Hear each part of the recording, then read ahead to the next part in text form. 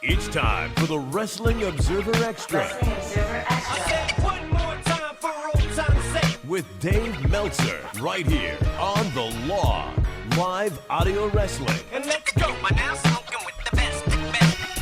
Welcome back, Hour 2 of The Law. We're an hour later because, well, WrestleMania decided to go an hour later. Decided to go 5 hours later. Yeah, my goodness. Just longer and longer every year. This gentleman was in Orlando, Florida for Thursday and Friday, but then went back home so he could actually get some work done. Dave, just a total party for 2 days is what I was hearing. I was just running from place to place, yeah. And I don't running. You might have gotten there faster than driving, from what I heard. Oh, jeez, I know. Yeah, Orlando's just that was quite the place, yeah. terrible for traffic. We had heard John and Way are down there, of course. You had seen them down there, and it was just chaotic for traffic and just really a chaotic weekend. I mean, the whole spectacle of WrestleMania is very fun as far as everything that's been built around the weekend, but the actual event tonight going 7 hours, kind of insane, but overall we thought ups and downs. What'd you think? I mean, there was enough memorable stuff, which I think was the key to the show, was just the memorable stuff, because most of the matches were good. I don't think there was anything that was like a great match, but you know, everybody worked hard. The matches kind of got repetitive.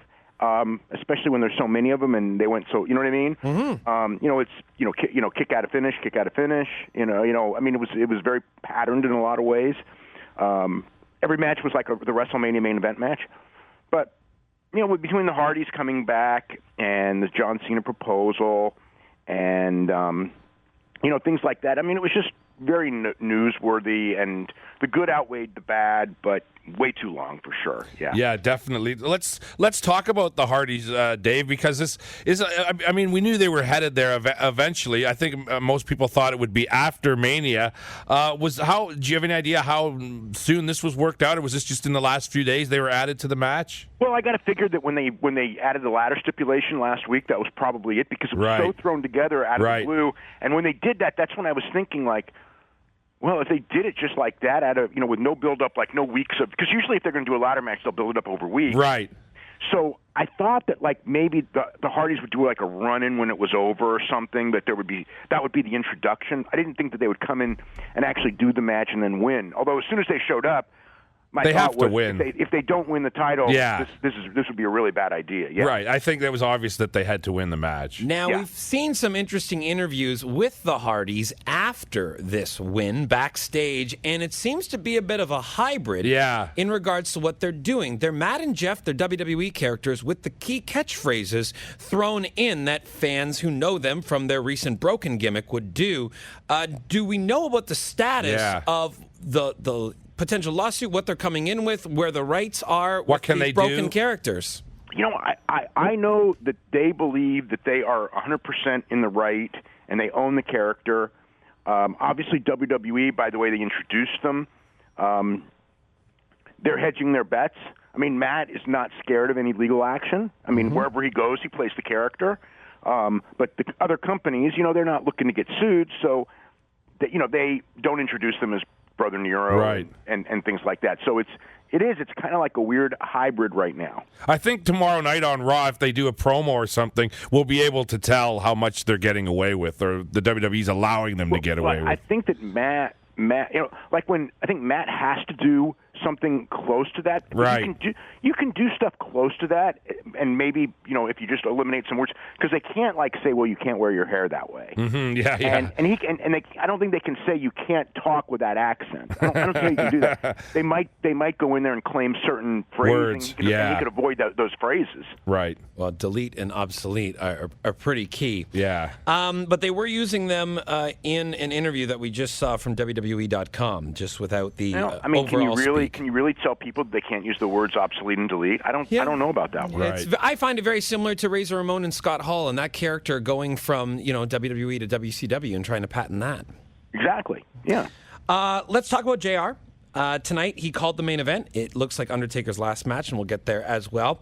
JR, though, of course, has commitments with Access, New Japan, and, I mean, he's talking about the UK deal. What is the status with JR? Is it a one and done, or do we have something here?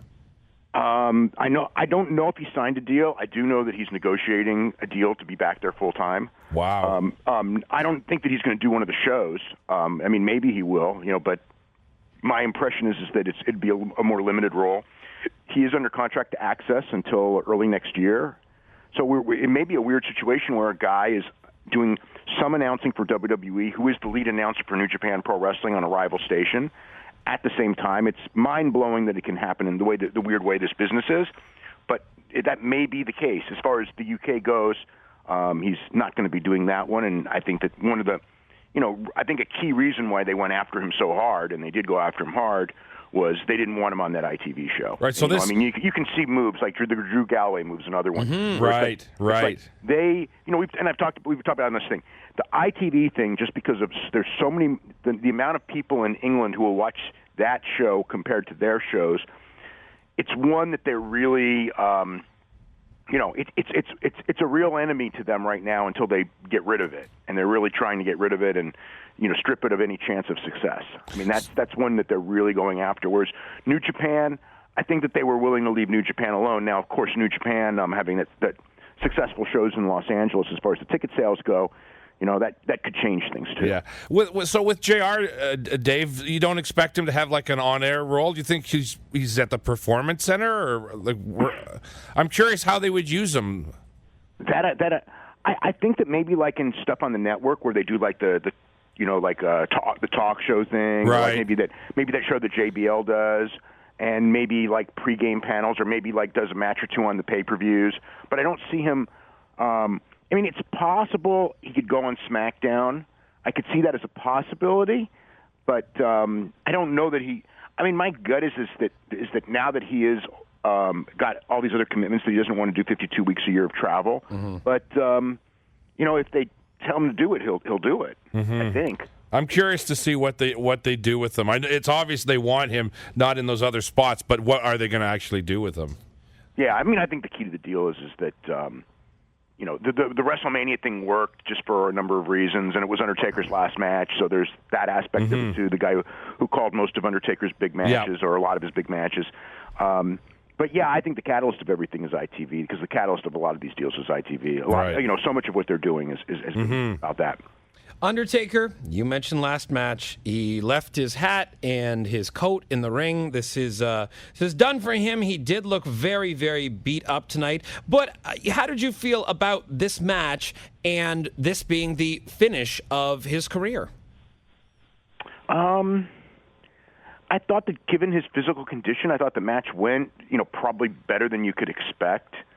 It was a simple match. It was just basically you do your big moves and you kick out, which unfortunately was also the story of a lot of matches tonight. Mm-hmm. So it by the end, they were hampered by the fact that it was late in a really, really long show, and the people, obviously didn't want Roman Reigns to win. But, the key take is that Roman Reigns is not turning heel, I don't think, because he sure showed no signs of it. He showed signs on Monday. I thought the promo on Monday was a little on the heelish side.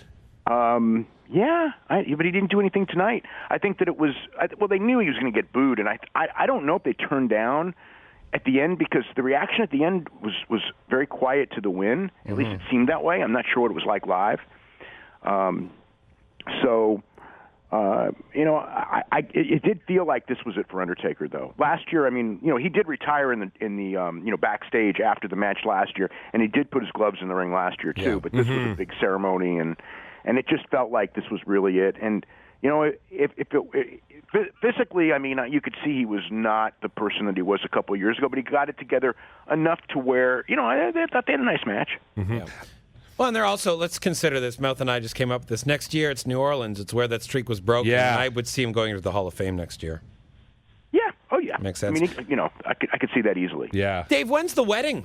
Is it SummerSlam? I don't know, but Esher put out a press release like within seconds. So for whatever reason, they may have been alerted ahead of time that this was happening. What? No way. That was spontaneous. I have a feeling we don't see the wedding till Total Divas or something. I don't even know if it would be on SummerSlam. The wedding will be on Total Divas for sure. Yeah. Mm-hmm.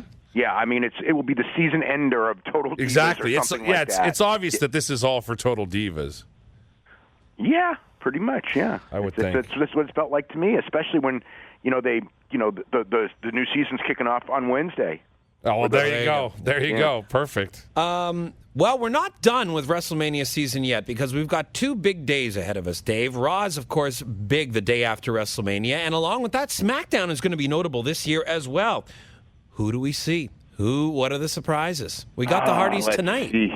Let's see. I mean, names I've heard batted around include Ty Dillinger and Nakamura. Now, Nakamura, do you know the brand? Yeah, would he be on SmackDown?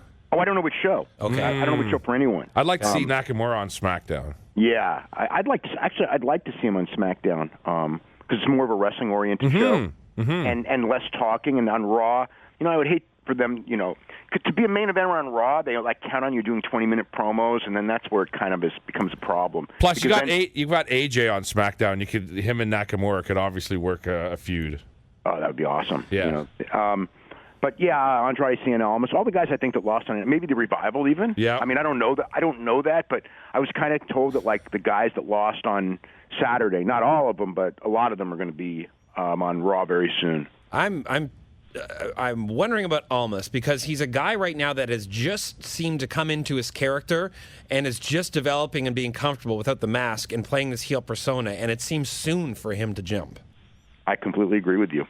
Yeah. I think that I'm also afraid that if he goes there and doesn't get over right away, that they'll give up on him. Because on the main roster, they give up on people, whereas on NXT, it's Triple H, and I think that since everyone is a slow build there, they have more patience for people there. Well, speaking of NXT, Dave, we saw Drew McIntyre there, Drew Galloway in the crowd there. Do you think he'll stay with NXT, or will he get put up to the main roster right away, or they make him do an NXT I think run? he'll be in NXT for a while. Yeah. And maybe a top guy there. Oh, no, not maybe. A top guy, a top singles guy there. Right. And final question, Dave, Finn Balor. That tomorrow, Raw? I got to think so. Yeah, I figured so as well. Yeah, I mean, he's on all the house shows anyway, and I guess the reason they just felt like not debuting at Mania and put him, because it makes no sense to debut him in that Battle Royal and have him not win. Do you think he goes into a program with Lesnar over the Universal title? I don't think right away. I mean, I know the story in the sense that he never lost the title. Yeah. I do think that it's a match they could do, and like when you get right down to it, they sure had clips of Lesnar for the next pay-per-view. Right. So I'm presuming he's on that show. And if you look at this show, Rollins would be the guy probably because Rollins beat Triple H. So I'm thinking that maybe that's the guy who goes in there. I don't think it'll be Reigns because they're going to do that at WrestleMania. They need to save that. But I could see Strowman and I can see Balor as opponents, over the next couple of months too. Yeah. All right. Well, it's going to be another exciting 2 days, Dave. We know you're going to be all over it. Of course, the Observer this week, tons of coverage of the whole weekend. Correct? Yeah. I mean, there was there were a lot better matches on others. There were a lot better matches on other shows. I'm sure. Between the Saturday night NXT show, which I thought had 2 great matches, and the Ring of Honor show that had a couple of great matches, and some of those independent shows that were all through the week that. There were matches on those shows that blew away anything tonight. Yeah, very true. Look forward to reading about that, and we'll talk to you back at our regular time next week right here. Okay, have a great week. You too, Dave Meltzer, WrestlingObserver.com. Himself and Brian Alvarez do great coverage there.